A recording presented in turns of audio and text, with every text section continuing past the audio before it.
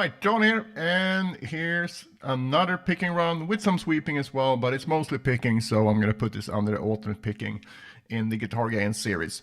So it's in B minor, B natural minor, so we're going to start here on the 10th fret, and as usual, if you're new to this series, you can find the tabs for free in the practice room. If you go into the practice room on mobile, just make sure that on the post you need to scroll to the right or left next to the video, anyway you have the tabs so you don't miss it. All right, so it's gonna be very quick here since you have the tabs. So I'm starting here on the D note on the 10th fret of the high E string. Then we're gonna do descending sixes, straight alternate picking. Shift up to the next position, do an ascending 6. Shift up again, do a descending 6. And then we'll repeat that again. So we move up to the next position. Descending 6, ascending 6. But then instead of a descending 6 here as well, I mean, you could continue the sequence if you want. But I just ended with this B minor root position 5-string arpeggio. So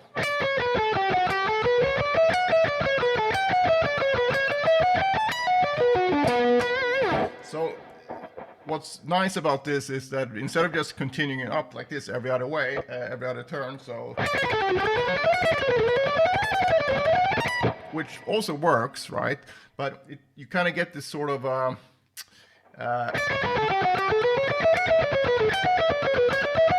when it restarts again, it gets a kind of a cooler sound if you listen again here.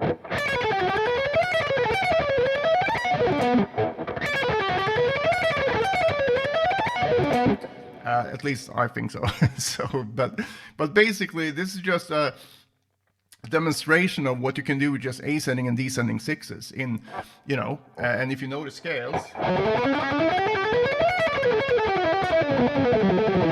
you can just come up with fairly impressive looking and sounding runs on the fly. So what I did here was just thinking in groups of 6, whatever I did, right? So you can just go up and down however you like it. So and you just need to get this to work and that to work, and obviously know the scales as well. So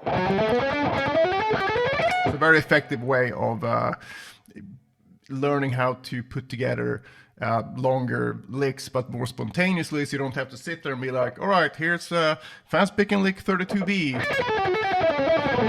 Because it's hard to fit that into what you're improvising.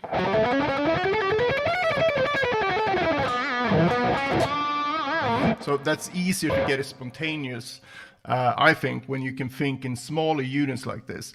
Now, if you want to dive deeper into this stuff, you can either get the 3-note per string speed system, which is available in my classroom on the practice room. So you can just follow the link there and then you'll find it. Currently it's half off in there because it's Black Week here, but I don't know when you're watching this, so it might not be anymore. But that course gives you the tools to learn these different sequences really well, so you can start putting them together. And it does that by using 2 different practice routines. But that's if you want to dive deeper, but if you just want to do it on your own, just make sure you work on these smaller patterns. You can start putting them together in different ways, because that's when you get like real freedom when you improvise these faster shred type runs. And yeah, it's just a lot of fun once you get it going. So check that out. Any questions, you can always reach me in the practice room. Other than that, just keep on picking.